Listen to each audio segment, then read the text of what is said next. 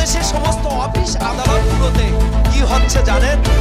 আজকে ভূমি অফিসে যাবেন, আপনি রেজিস্ট্রি অফিসে যাবেন, আপনি বিদ্যুৎ অফিসে যাবেন, আপনি একটি দলিল রেজিস্ট্রি করতে যাবেন, ইউনো অফিসে যাবেন, থানায় যাবেন, আদালতে যাবেন, নিম্ন আদালত থেকে হাইকোর্ট সুপ্রিম কোর্ট পর্যন্ত যাবেন, সব জায়গায় ঘুষ আর ঘুষ। এক শ্রেণীর লোকেরা, সরকারি চাকরিজীবীরা আমাদের দেশটাকে ঘুষ দুর্নীতিতে ভরিয়ে দিয়েছে। সাধারণ মানুষের কাছ থেকে ঘুষ দুর্নীতি নেয়, সন্ধ্যার পরে তারা আবার ভাগ বটারা করে। সমস্ত আইন আদালতে, সমস্ত অফিসে ঘুষ চলছে।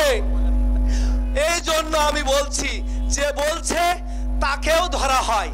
এক শ্রেণীর অসৎ কর্মকর্তারা, আপনি আদালতে যাবেন, এজলাসগুলোতে এক শ্রেণীর অসৎ কর্মকর্তারা রয়েছে। আজকে দেখেন, যে বলতে যাচ্ছে সঠিক কথাটা, তাকে দেশে আসতে দেওয়া হবে না। যে রাষ্ট্র সংস্কার করতে যাচ্ছে, যে ভালো কিছু করতে যাচ্ছে, তাকে বলতে দেওয়া হচ্ছে না। যে বলতে যাচ্ছে তাকে থামিয়ে দেওয়া হচ্ছে। যে সংস্কার করতে যাচ্ছে তাকেও থামিয়ে দেওয়া হচ্ছে। আজকে কি দেশে আমরা বসবাস করছি?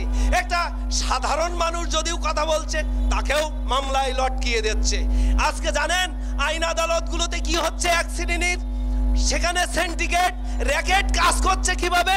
বিচারপতি থেকে শুরু করে বিচারকরা পর্যন্ত সেখানে বিব্রতকর অবস্থার মধ্যে দিন অতিবাহিত করছে। আজকে আমরা তারেক রহমানের নেতৃত্বে আমরা দেশ সংস্কার চাই।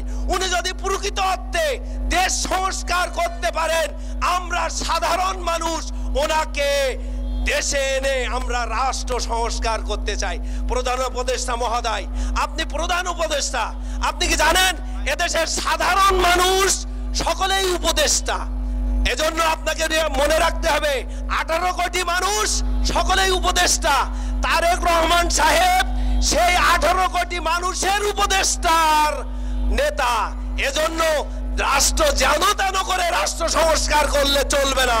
আমরা চাই এদেশে জনবান্ধব রাষ্ট্র, প্রশাসন, সুপ্রশাসন চাই।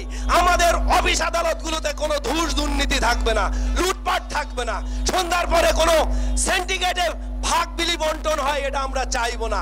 এজন্য আমি আমার সংক্ষিপ্ত বক্তব্য শেষ করছি। সকলকে ধন্যবাদ, ভালো থাকেন।